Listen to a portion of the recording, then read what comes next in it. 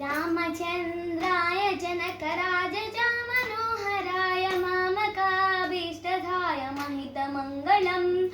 कोसलेशाय मन्दहासदासपोषणाय वासवादिविनुतसद्वय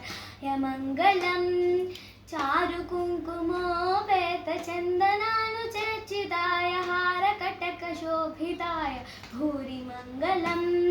ललितरत्नकुण्डलाय तुलसीवनमालिकाय जलदसदृशदेहाय चारुमङ्गलम्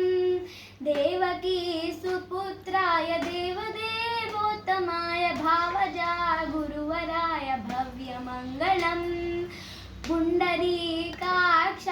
पूर्णचन्द्राननाय अण्डजातवाहनाय अतुलमङ्गलम्